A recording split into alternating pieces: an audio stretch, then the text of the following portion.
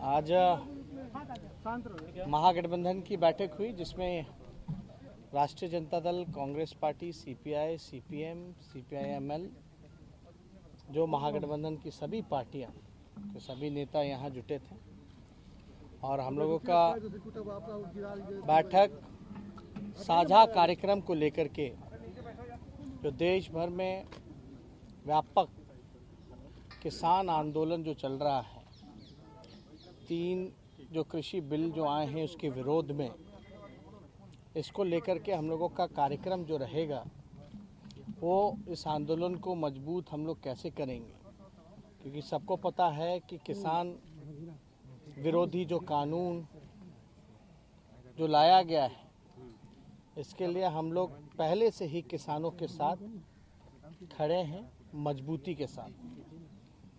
और आप सब लोग जानते हैं कि ये किसान विरोधी जो कानून है ये पूरी तरीके से प्राइवेटाइज किया जा रहा है। बिहार ऐसा प्रदेश है जहां 16 साल से एनडीए की सरकार नीतीश कुमार जी ने इस प्रदेश को बेरोजगारी का केंद्र और मजबूर प्रदेश बना दिया है। 2006 में एपीएमसी जो कानून जो था उसको ख़त्म किया गया, बाज़ार समितियों को ख़त्म किया गया, जिसका व्यापक असर यहाँ के किसानों पे पड़ा, कृषि क्षेत्रों पे पड़ा। अभी भी आप देखेंगे कि किसानों की धान की जो खरीदारी हो रही है वो एमएसपी के रेट पे नहीं बल्कि 800-900 रुपए में हो पा रही है। इसको देखते हुए हम सब लोगों ने ये फैसला किया है कि आने वाले जो शहादत दिवस 30 जनवरी को महागठबंधन के सभी पार्टियां जो हैं ह्यूमन चैन बनाने का काम करेगी, मानव श्रृंखला बनाने का काम करेगी, जो कि पंचायती स्तर तक हम लोगों का होगा। और मौजूदा सरकार जो है,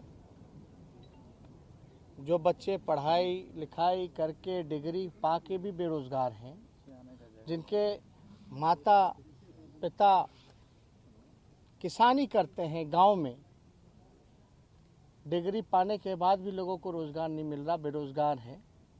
और जो गांव देहात को भी जो लोग रहने वाले हैं, कृषि करने वाले लोग हैं, उनको भी ये लोग बेरोज़गार बनाने का काम कर रहे हैं। 2006 के बाद से लगातार जो है किसान मजदूर बनते चले गए, पलायन जो है बिहार में नहीं रुका है। ये एक बड़ा मुद्दा है। इसको देखते हुए हम लोगों का समय समय पर उठना बैठना होता है, आगे का क्या कार्यक्रम रहेगा। एक तो ये एक बड़ा इशू था। दूसरा एक सबसे बड़ा महत्वपूर्ण इशू ये है, विरोधी जो कानून जो लाया गया है इसके लिए हम लोग पहले से ही किसानों के साथ खड़े हैं, मजबूती के साथ। और आप सब लोग जानते हैं कि ये किसान विरोधी जो कानून है ये पूरी तरीके से प्राइवेटाइज किया जा रहा है। बिहार ऐसा प्रदेश है जहां 16 साल से एनडीए की सरकार नीतीश कुमार जी ने इस प्रदेश को बेरोजगारी का केंद्र और मजबूर प्रदेश बना दिया है।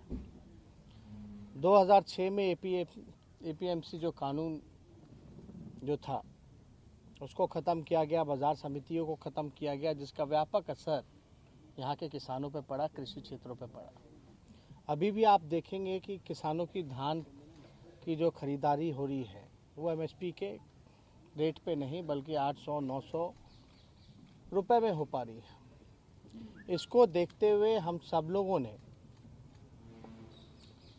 ये फैसला किया है कि आने वाले जो शहादत दिवस 30 जनवरी को महागठबंधन के सभी पार्टियां जो हैं ह्यूमन चैन बनाने का काम करेगी,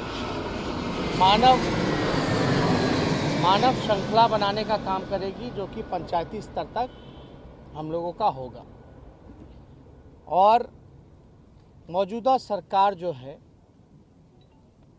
जो बच्चे पढ़ाई लिखाई करके डिग्री पा के भी बेरोजगार हैं, जिनके माता पिता किसानी करते हैं गांव में, डिग्री पाने के बाद भी लोगों को रोज़गार नहीं मिल रहा, बेरोज़गार हैं। और जो गांव देहात को भी जो लोग रहने वाले हैं, कृषि करने वाले लोग हैं, उनको भी ये लोग बेरोज़गार बनाने का काम कर रहे हैं। 2006 के बाद से लगातार जो है किसान मजदूर बनते चले गए, पलायन जो है बिहार में नहीं रुका है। ये एक बड़ा मुद्दा है। इसको देखते हुए हम लोगों का समय समय पर उठना बैठना होता है, आगे का क्या कार्यक्रम रहेगा। एक तो ये एक बड़ा इशू था। दूसरा एक सबसे बड़ा महत्वपूर्ण इशू ये है, आप लोगों की जानकारी में होगा, कल हम विधानसभा के अध्यक्ष महोदय से भी मिलने गए थे, स्पीकर साहब से भी मिलने गए थे। उन्होंने बुलाया था, उनको बात करनी थी। ये बात करनी थी कि आने वाला जो विधानसभा जो बजट सेशन जो होगा, जो बजट सत्र जो होगा, उसको पहले किया जाए और छोटे में ही 3-4 दिनों में ही निपटा दिया जाए। आप लोगों को ध्यान दिलाएं, ये लोकतंत्र का मंदिर है जहां जनप्रतिनिधि जनता की जन समस्याओं को उठाने का काम करते हैं, जहां से निदान होता है। हम लोग लगातार पहले से कहते रहे हैं कि मौजूदा सरकार जो है लोकतंत्र पे खतरा है। और अभी भी अगर आप देखें तो एक साल में केवल मात्र 4 दिन ही विधानसभा चला है। क्यों चला 4 दिन? और आने वाला जो मार्च में जो हमारा जो सेशन होना होता है, जो 1.5 महीने का होता है, उसको 3-4 दिन में ही क्यों निपटाने की बात की जा रही है? कई नए विधायक चुनकर के आए हैं, उनको सीखने का भी मौका मिलता। ये बहाना दिया जा रहा है कि वैक्सीन जो है मार्च के महीने में आएगा तो चलेगा, एक अजम्पशन है। अभी कोई तारीख तो तय नहीं हुआ बिहार के लिए। तो हम लोगों का ये राय है, और हमने स्पष्ट रूप से ये भी बोला था अध्यक्ष महोदय को कि सारे पॉलिटिकल पार्टी को बुला करके आप जो है मीटिंग कराइए। और उसमें हम लोगों का, महागठबंधन के पार्टियों का ये निर्णय है कि जो ट्रेडिशनल जो रहा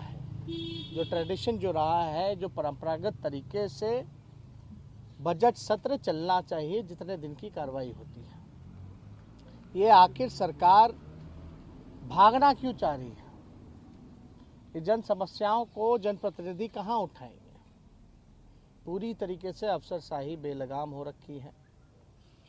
और एक विधानसभा सत्र ऐसा चलता है जब अधिकारियों पर दबाव रहता है और सभी विधानसभा क्षेत्रों के जितने जनप्रतिनिधि हैं सब अपने सवाल उठा सकते हैं। तो जो मौजूदा सरकार है, इनके पास कोई जवाब नहीं है सवालों का। आप बताइए, बेरोजगारी के इशू पे, किसान के इशू पर, भ्रष्टाचार के इशू पर, लॉ एंड ऑर्डर के सवाल पर, विकास के सवाल पर, सरकारी योजनाओं के सवाल पर कहाँ हम लोग सवाल पूछेंगे? तो हमने उनको स्पष्ट रूप से राय दिया है कि जो परंपरागत तरीके से जो चलता रहा है, हमको तो ये समझ में नहीं आ रहा कि वैक्सीन में एमएलए क्या करेगा।